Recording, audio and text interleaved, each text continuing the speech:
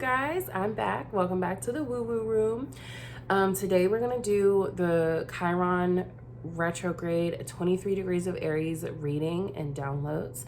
So we're just gonna jump right in, okay?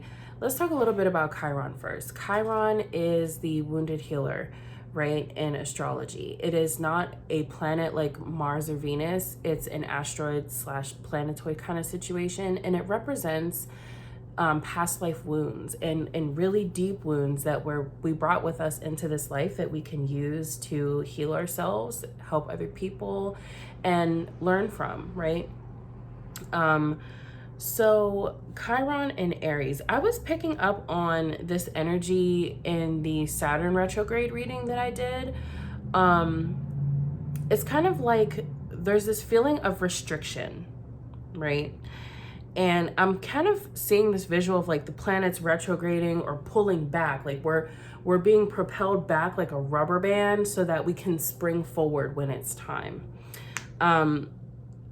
It feels like we don't have a lot of wiggle room to initiate or pursue something new at this time, but it's not for us to be discouraged. It's so that we can address and heal the shadow aspect of our soul. So when it comes time for us to make those moves, they actually stick, okay? I'm reading my notes so that I can stay on track, because if it's one thing I will do as a Sagittarius, it is preach somebody over a pew and go on a tangent, okay? So we can't move or initiate from the same place of unhealed and unaddressed self-concept, trauma, and issues. Depending on where Aries and Chiron are in our personal charts, you will see how this transit is going to affect your life and in what area. Okay, so I have Chiron in my 10th house right now. My 10th house is in Aries. My moon is also in Aries. So for a Chiron in the 10th house person right now, you're undergoing some change within your career. You want to pivot in a new direction, and you have to address certain things within how you perceive yourself so that you can put your best foot forward. So one thing that I've been personally praying about is, God, help me to view my creations as good enough. Help me to view and be more confident in my creations and not be comparing them to the next person, trying to be somebody else that I'm not. I come on here and I read how I read, and the people who are meant to find me are gonna find me, and I just have to trust that. We're being asked to heal the way that we see ourselves and go about taking inspired action, moving towards our goals, and honing our fiery energy. So fire energy, right? If it goes unchecked, it is very, very dangerous and destructive, okay? This transit, is happening at 23 degrees of Aries. So the key word here is reticence, meaning quiet, reserved, and retained. So if you think about it, in astrology, each sign is made up of 30 degrees. Now, it's divided into these little subsections of 10 degrees. When we get to 23 degrees, we are in the last decan of Aries, okay? Now, Aries is typically known to be very immature, very impulsive, very childlike energy, kind of this war god. I'm angry. I wanna fucking fight, or it's our survival instinct, right? But as we move through the sign of Aries, it evolves into effective leadership, effective expression of anger. And 23 degrees of Aries, this word reticence, quiet, reserved, and retained. That doesn't typically sound like something we would associate with Aries, right? But if you grow up and if you mature a little bit, you will find that not everything you think needs to be said. You don't need to be worried about being right. it's about what's right. So a lot of times, like Aries energy can be like a know-it-all, or just very, in its lower expression, like kind of arrogant, very like self, like a self-righteous, like indignation type of, I'm angry and I'm going to keep being angry at this person because they did this to me and blah blah blah. If we stay angry at people, that is going to affect the posture of our heart, the condition of our heart. Okay. Anger is also an energy that's stored in the liver. And the liver is one of our very vital organs that we rely on to survive. So a lot of these things that go unchecked, anger and frustration, temper, rage, like all of that repressed and stored deep down is going to affect our health even. So during this season, we are refining our temper. We are refining and healing the way that we perceive ourselves, the way that we put ourselves out into the world, the way that we see the world. Okay. And also I would tell you too, because this is happening in Aries. Look at your rising sign, look at your first house and see what issues based on that energy are coming up for you right now. For me, as a Cancer rising, it's not over identifying with my emotions anymore and how I feel. It's not getting so, it's about not getting so swept up in emotion and actually being able to look at things with a sense of objectivity and having confidence, that things are going to work out for me. I don't have to stress and worry and get pissed off about every little thing. Also, on the note of being pissed off, since we're here talking about our tempers, there are people in our lives, I think, that are going to be coming up right now to give us an opportunity to handle the triggers that we experience when we start arguing with people. We got to stop that shit. Like, I personally, my daughter's dad and I are not together. We do not get along whatsoever. And anytime that we speak, it is always a problem. I know how this person thinks. I know this person like the back of my hand, inside and out. There is no point in me arguing with him.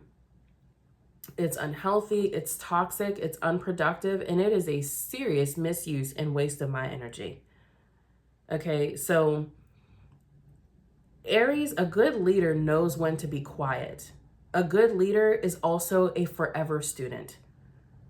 You need to be, you're not above reproach. You're not above being checked. It's about checking your ego at the door and letting somebody learn you on some shit about yourself too. Because a lot of times we have this guard up where if someone tells us, if someone gives us some feedback, we take everything as a personal attack. Where is the room for growth in that? Where is the room for healing in that? You're not on the receiving end of your personality. Other people are. And you gotta know when to be like, you know what, you're right about that. That wasn't my intention. However, I did this thing and it hurt you and I apologize. And it's like having this level of maturity. Like, we have been going back and forth and arguing and being so hyper focused on people understanding us. It doesn't matter. If you just agree to disagree, damn it.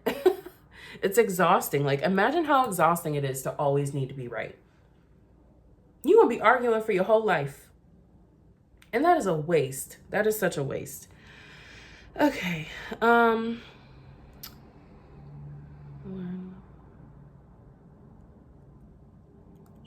Okay, so they're also, as I mentioned in the Saturn retrograde video, this is a time where we're healing, we're learning a level of spiritual mastery and discipline.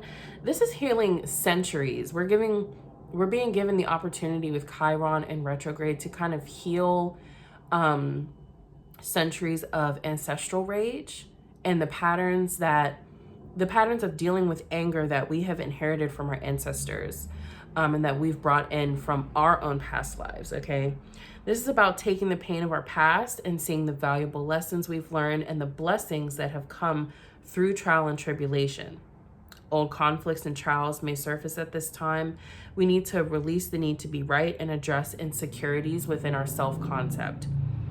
And just a reminder, you know, like no warrior ever gained experience or a medal by not going to war.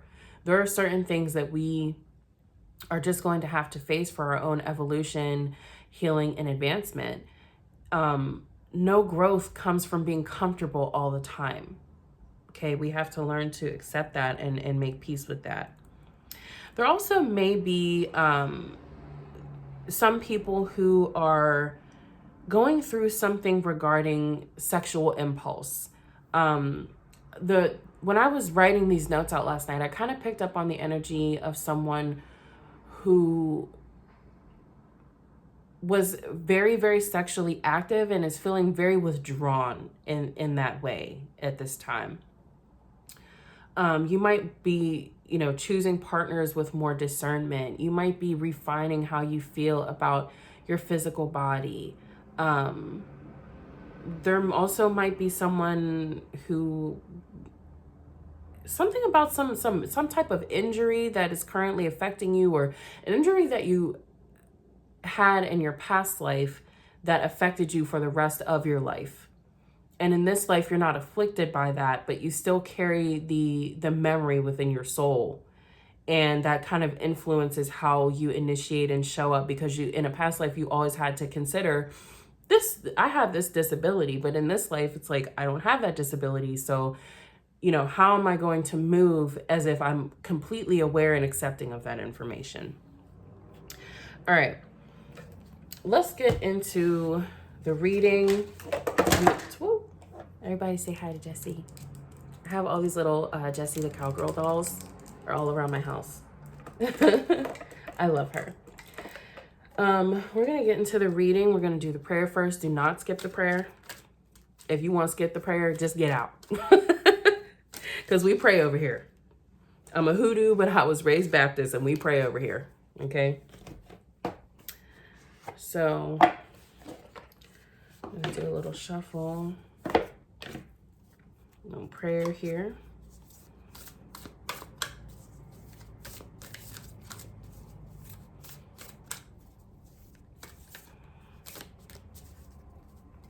I'm going to close my door too. Don't look at my juicy thighs. I'm wearing my booty shorts today. My mom is out right now, and when she comes back, I just want to have my door closed so she doesn't think I'm not recording right now. Okay. I'm still a little crippled. I have one more week till I'm walking again. I'm really, really excited. I've been saying I'm going to be lemon pepper stepping. I'm ready. I know the world ain't, because I'm about to be a problem. Anyway. Okay. If you're going to skip the prayer, just go ahead and get out.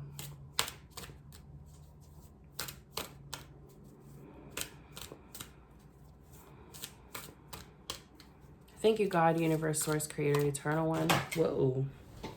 Whoa, big guy.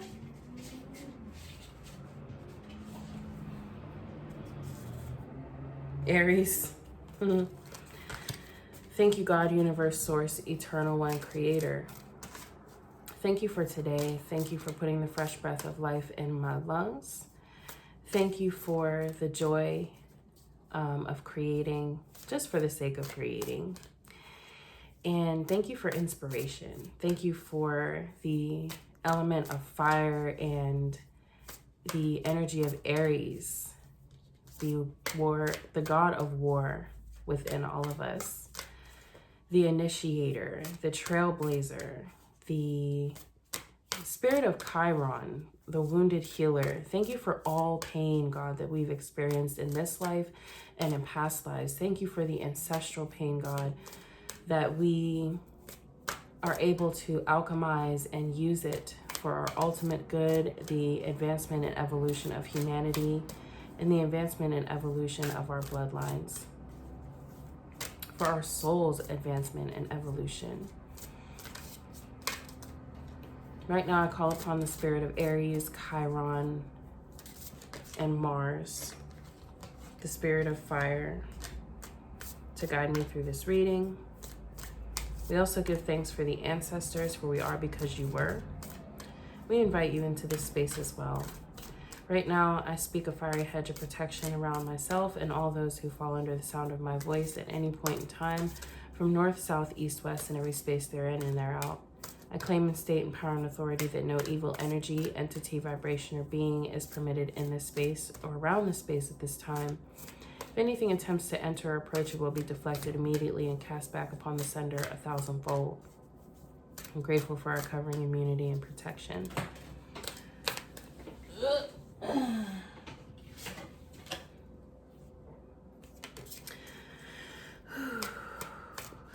Spirit, allow me to hear without my eyes, see without my... to see without my eyes and hear without my ears, to communicate clearly and concisely those messages surrounding this Chiron retrograde in Aries at 23 degrees. Help me to communicate in ways that the collective will enter and understand, and we will integrate into our timelines these messages with grace for ourselves, with wisdom, discernment, ease, covering, courage, and all that is righteous and holy power.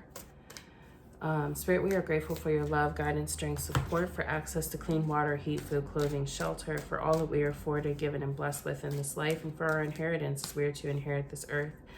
We acknowledge that, and we acknowledge you, so glory be unto the Most High, to the ancestors, spirits, angels, beings that are on the other side, and even all around us and within us, working on our behalf to give us present help. And glory be unto our highest selves, or to ourselves in totality, our shadow, our light, our inner child, masculine and feminine energies.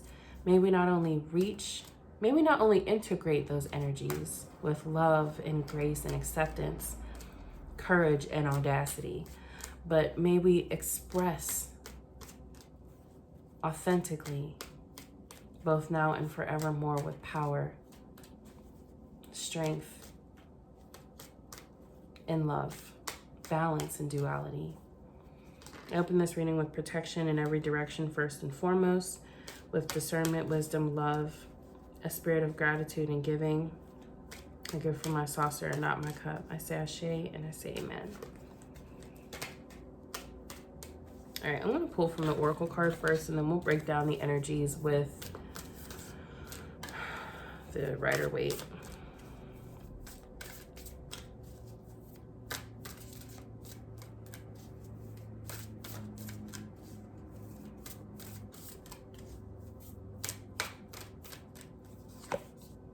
Descendant, 7th house, initiation or invitation, transit, climate, and Uranus, change.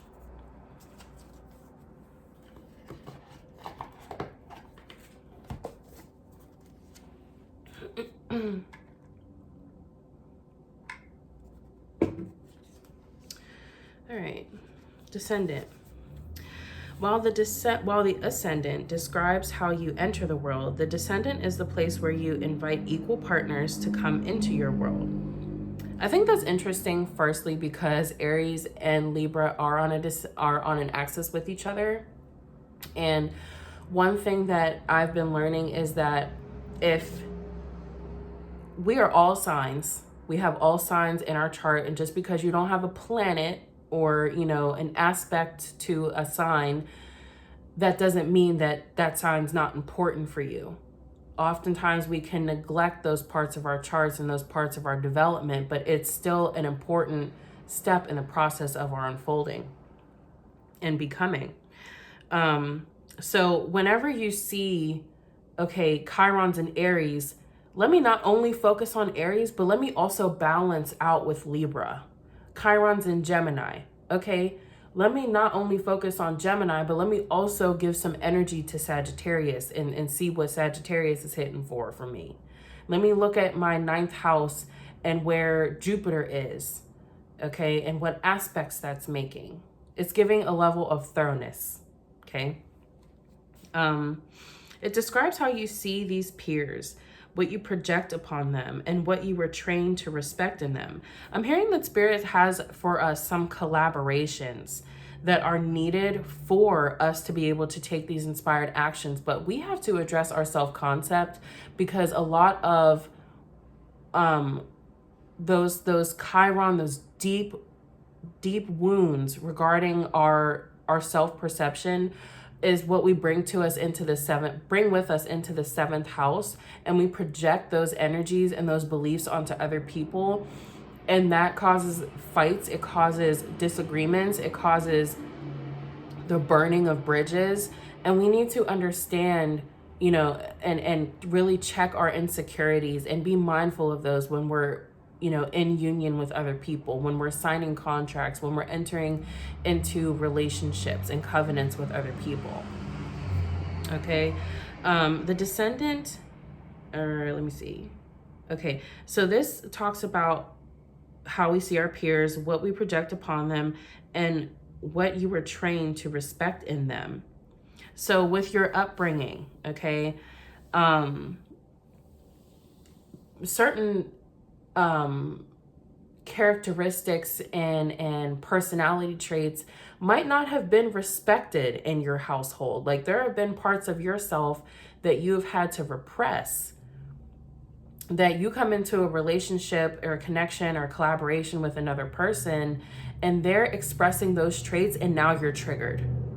You're not triggered by anything that's not inside of you that needs to be addressed. So if you're triggered by someone else's sensuality and beauty, then you need to address how you feel about those things within yourself. If you are triggered by someone else's career success or ambition, then why aren't you trying so hard? Why aren't you trying hard enough? Why aren't you pursuing your goals and dreams and taking inspired action? Why are you jealous of that person? If you're triggered by someone's expression of their spirituality, what church wound are you not addressing? Okay, it's about looking into our past, figuring out what still hurts, and how and why we're triggered in our relationships with other people. I've been channeling a lot of heart chakra energy, and Spirit is taking us through heart chakra matters and purifying our hearts so that we can come into more aligned union with people. And we're not going to do that unless we heal a lot of really deep pain. We're not going to have the relationships that we want unless we work through these things. We're not going to have the collaborations that we want. Even if you're in contact with the person, you still might be limiting yourself and your ability to show up in a space of authenticity and abundance and wisdom and understanding, because there's a lot of anger and repressed energy that has gone unchecked. Okay. Action. Look at how you invite others to dance with you to relate. Be welcoming while also keeping healthy boundaries in place. Once you feel comfortable about your ground rules for the people you bring into your life, it's easier to open your heart. So this is encouraging an energy of interdependence over codependence. We have to heal our self-concept and be comfortable being the one before we become a two. We have to be comfortable addressing our own issues and insecurities so that we don't project those onto our partner. We have to look at how we invite people into our life. You don't go on a date talking about your ex and sharing with this new person everything that you've fucking been through. That sets a tone. That tells people, this is what I've tolerated. You want to focus on building something new. You want to focus on being present right now, getting to know that person. What are their hobbies? What are their interests? What are their values? What are their goals? Are you guys aligned in those things? That's how you want to invite people into your life. You don't want to invite people into your life cringing and afraid of what everyone else has done to you. You want to take the lessons from, previous ass whoopings in relationships and apply that wisdom. Don't build a wall, just apply the lesson. That's going to be the title of this. Let me write that down somewhere. I don't know if I have Post-it head. Don't build a wall, apply the lesson.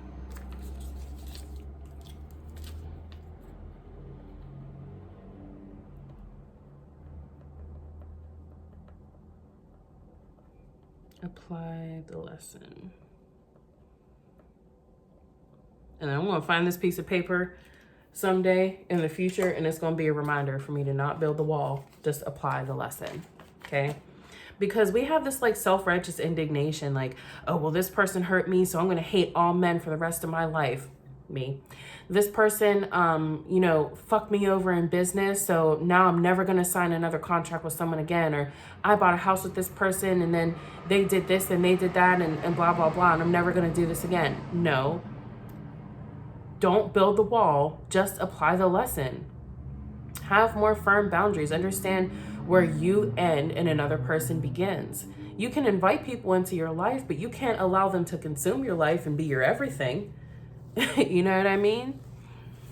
Okay, so if you notice that you keep people at a distance or avoid meeting new people, investigate this habit. Look at yourself. Look at you. Okay, we have to be more willing to self-reflect.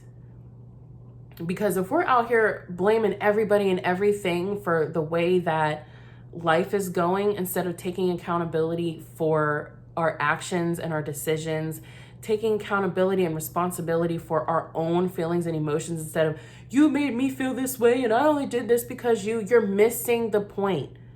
You're missing the point entirely. You're missing out on so much healing. You're missing out on so much elevation. You're missing out on abundance and opportunities.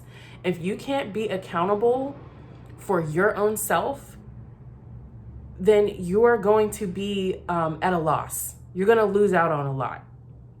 And you're going to keep going in the same cycle of toxic shit, and you're going to be unhappy and unfulfilled. You're going to miss out on a lot of opportunities too, because no one wants to deal with someone who constantly blames other people for everything. Take accountability. Take the most accountability possible. Okay? Because then you restore your sense of personal power, because once you take accountability, instead of blaming everything and everyone around you for how stuff is going, then you have the power to change that. You're not waiting on someone else to change for you to change. You're just like, fuck it. I don't like this way of being. I don't like thinking this way. I don't like this experience. I'm going to change my behavior. I'm going to change my actions. I'm going to change my habits, my routines. I'm going to change the way that I think about myself, all of that. That way your power is not in somebody else's hands. You can make the necessary pivots because you're not waiting on somebody else. All right. My Aries moon be like, rah. Okay. Though it might have been important to protect you at one time in your life, consider how this is working for you now and what would help you feel safe enough to open this door. Also notice in what areas of your life you ask other people to do your work for you. I only did this because you, and I want to take this action. I want to take this vacation, but you don't want to plan anything. Go solo. Do it by yourself. Like, you don't have to be waiting on somebody else to do what the fuck you want to do. Amen. The descendant can point to what people might try to import from other people. While this practice can refer to an important skill in a work situation, it has its dangers in a personal relationship. If you feel disempowered, you might be drawn to powerful people. If you're an extrovert who inwardly craves emotional and spiritual intimacy, you might draw on someone who helps you cozy up at home. It's wonderful when others can help you develop latent characteristics within yourself, things that are stuffed deep down in your shadow, that you look at another person and you're like, well, why don't I have that? You do. You do. You just have to cultivate it.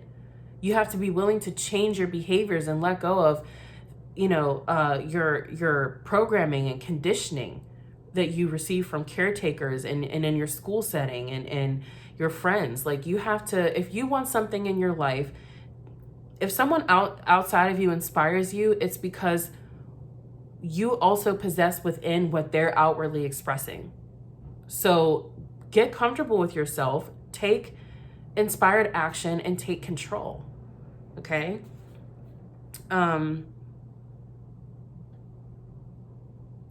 If you ask them to do this work for you and they leave, there goes your resource. If you see them only as an extension of yourself, you can't really see them. When you develop your own resources, you can see these others as whole beings with their own needs and gifts. Challenge: you give your power away when instead of working together, you ask others to be what is missing in yourself. The gift: tend the inlet to your heart. Invite in relationships that are clear, healing, nurturing, self-responsible, and encouraging of mutual evolution. So I've been seeing a lot of these. I feel like this is going to be a little bit long. I've been seeing a lot of these gender conversations, and somebody pointed out, I don't really see a lot of white people and people of other races having this 50-50 argument. And like, I know that as the Black community, like, we have our own unique struggles and challenges and ancestral pain that we deal with.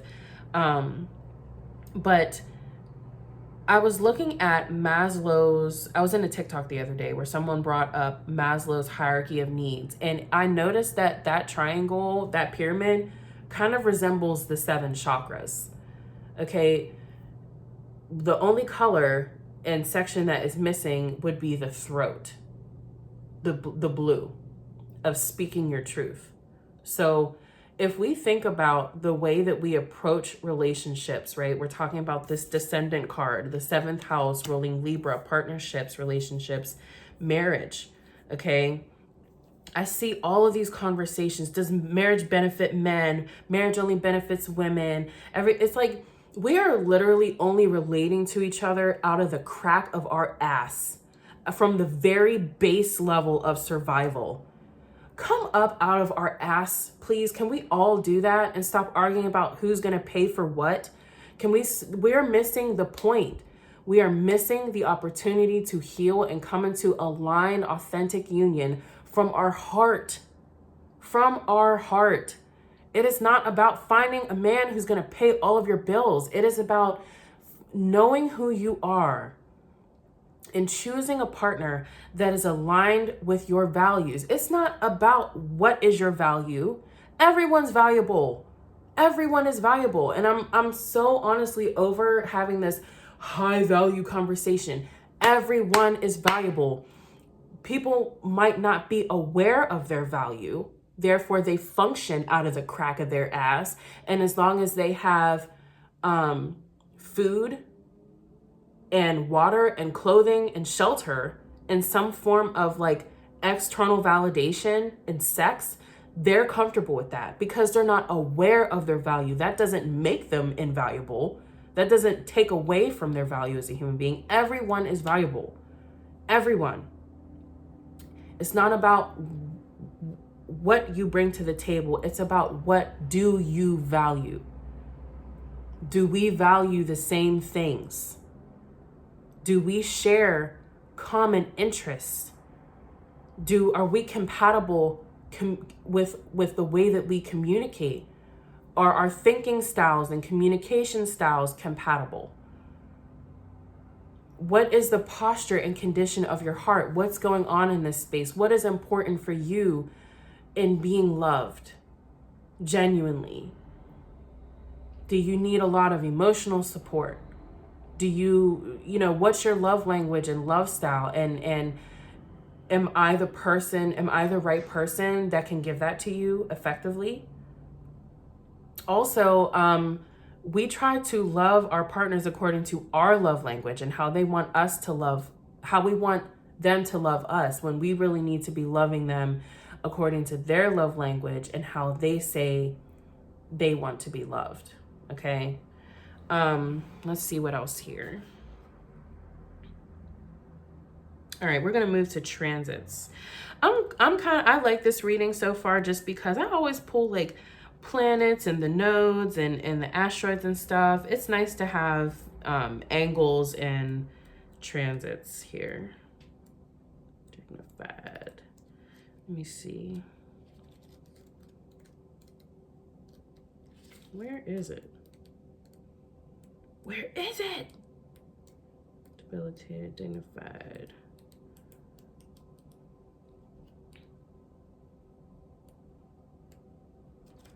All right. Solar flares. Houses, planets, asteroids, cardinal points. Where is it?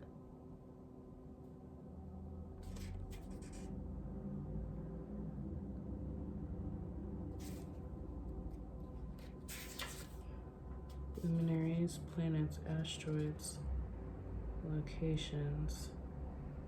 Okay, it's at the end, that's why. 126. All right, transits. I love the art of these cards. Isn't it beautiful? Whoever did that, did that. They ate. They ate down, or whatever the kids be saying. Shit is so weird. I'm about to be 30. I don't have time for that. All right, the planets are always moving through time and space, always spinning around us. When those planets form geometric relationships to one another, they create transits, the astrological weather conditions of the day that affect us all. When a moving planet forms a geometric relationship to a planet in your natal chart, that transiting planet can act like a guest who enters your house, sits in your kitchen, or sprawls in your living room. It activates that part of your existence. If that transiting planet talks to your Mars, it activates your warrior nature. It's very on point with this whole Chiron and Aries situation. There are going to be things that, come up to bring out our warrior nature. How do we pursue? How do we fight? What is worth it? Another question with Aries to ask yourself, is this worth fighting for? What is worth fighting for? Okay. Everything is not worth fighting for. Also with Aries, nothing deserves a reaction and very few things deserve a response. Okay. If it talks to your moon, it initiates a story centered around your home, your family, and how you nurture yourself. This situation is in flux and the surrounding conditions are changing. Stay alert, aware, and be ready to respond to incoming dangers and opportunities. So, like I was saying before, this situation is in flux. Right now, I feel like things are moving, but they're floating in the same space. So like, if you kind of imagine like the planets move, right? They're swirling around in their orbit. And then one day they just kind of stop, but they're still floating. They're still moving. Spirit is asking us, before we push forward, we need to address something right here. We need to address this energy right here before we can move on. Because if we address what needs to be addressed, there will be opportunities, okay? Some people are moving in, others are leaving. New opportunities open and old chapters close. We're in like this weird in-between stage right now where it's like we're doing a chapter review and a test before we can move on to the next unit in a curriculum. Listen to the grapevine for changes in personnel or economic conditions. You are not in control of these elements, but you can make the most of these changes and dance with fate. So instead of trying to control everything outside of you, control yourself. You can't control what's going on outside of you. Like I had to have surgery. I had to have foot surgery. It was optional, but it was necessary. And right now I can't get up and walk and do all these different things. But what I am always in control of is my mind, my thoughts, and my emotions. What I am in control of is my own behavior. So, I might not be able to do everything for myself right now. I might not be able to do things how I want to do them or how I normally do them, but this is an opportunity for me to go deeper within and address some internal things. Okay, people that walk into your life now may be karmically important. Either the relationship will last a long time, or it may be short, pithy, and teach you a valuable lesson. It can be helpful at this time to look at the transits in your natal chart. There's no volume control on this card's energy. The transits may trigger a small change in the personnel around you, or it could signal a shooting star that blazes across your life and turns your direction entirely. You have choices though. Ask for grace and guidance when responding to the changing circumstances, and give others grace and compassion too.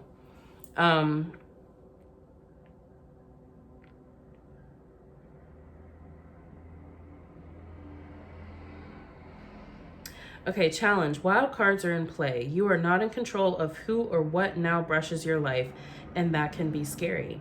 You can control how you respond to it, though.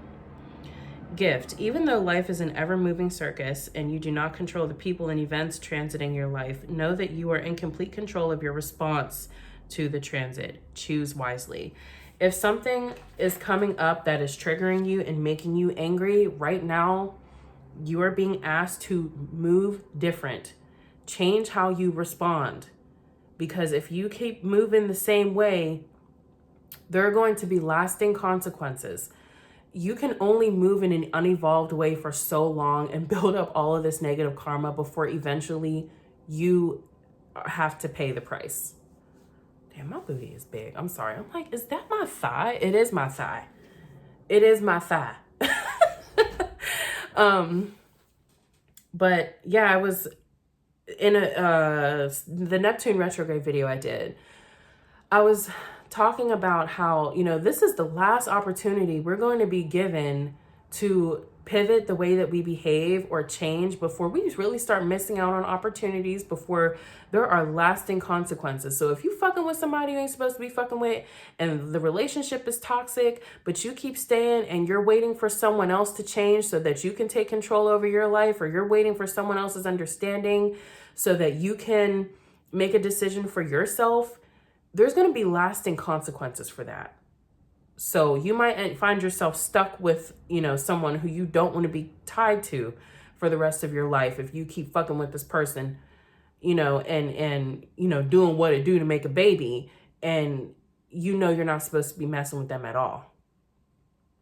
Okay, you might end up with an autoimmune disease because you are dating a narcissist and you need to leave and you don't want to leave. Okay, would you rather get fired or laid off from your job, or would you rather go of your own volition and your own free will? Would you rather make the necessary changes in your diet and in your health and in your daily habits, or would you rather get a long-term illness because you've been warned? You've been told by your doctor, you've been told by your friends that they're worried about you, okay, and you don't want to make these changes. So what's it going to be? What we doing? All right. Last card here, and then I think I'm going to cut it because I don't really like sitting on here for hours, and I need to eat. Last card here is Uranus. Change. Show y'all the art too. I love these cards, man. They're so beautiful. Shout out to my bestie, Tress, for getting this deck for me. I love her. That's my baby. I love this. Like, look at the blue and the diamonds and the clouds. Like, what? Such beautiful art. They really took their time with that. Okay. Uranus, change. Uranus acts like a cosmic clutch. It takes us out of one gear, and after some chaos, shifts us into a new one. Uranus is the modern co-ruler of Aquarius and takes 84 years to go around the zodiac. So one Earth year is 84 Uranus years. That's wild. Uranus was the first planet we discovered once the telescope broke the boundary of our known solar system and coincided with the Industrial Revolution, when many technical and cultural assumptions broke apart. It embodies the difference in eccentricity. It embodies difference in eccentricity as it rotates in the opposite direction of most other planets.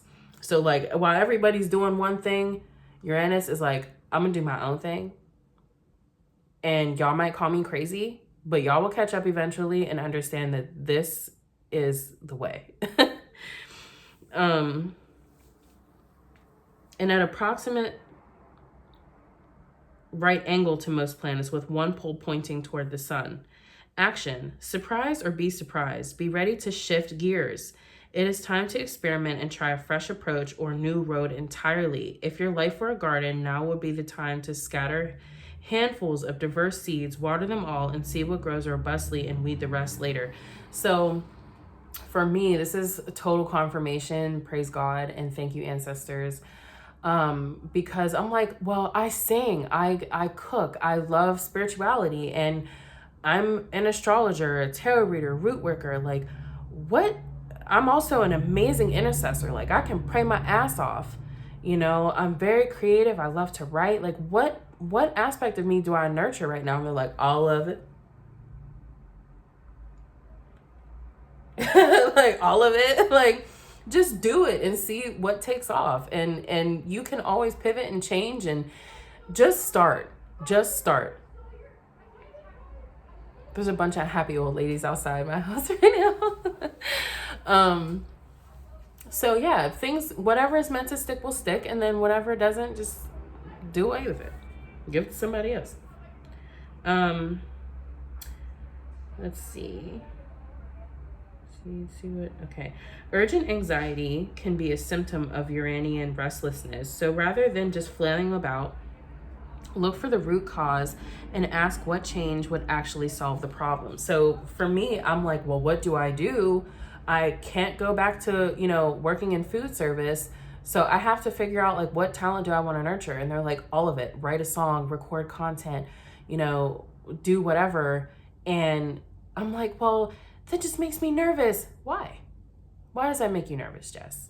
It makes me nervous because I am like, what if I look stupid? What if I gained a little bit of weight and I don't like super feel great about this right now. You know what I mean? I've been on my behind for 2 months, and before that I had a little drinking problem, and I was just going through a lot. I was eating whatever, and I'm not in prime physical shape right now, so I don't really want to be on camera, and I've never written a song before. Oh well, do it. Like, address what makes you nervous about change. Address that. Like, don't just do it anyway. Like, yes, do it anyway, but at the same time, do the shadow work that begs the question, why? Why do I feel this way? Why do I think this way? Where is this resistance coming from? Okay. A thing I was in prayer about a few days ago was, I feel this resistance to doing things that I know are amazing for me, things that I know make me happy. Why? Instead of just resisting and giving in and not doing the things, I asked myself why. And it was because I grew up feeling very emotionally neglected. I grew up to be in a 10-year-long domestically abusive relationship where I wasn't allowed to really need anything. Nothing that I said or felt mattered. And now I'm in this space where I'm intentionally single. I'm kind of in a season of isolation, and I have all this time to myself, and I'm not in a constant mad dash to go to work, be a mom, have my friends around, blah, blah, blah. Like, I'm really just to myself right now, and I have all this time, and I'm like, well, why am I still neglecting myself? And it's because I'm used to that. I'm used to not having my needs met. I'm used to being unhappy, but I don't want that for my life anymore. So, that was kind of some shadow work that I had to do through, prayer. So yeah, just address what the resistance, what the anxiety is about, what the negative feelings are coming from, sit with them, and you will find yourself more accepting of the necessary integration of lessons and the necessary changes that we need to make here.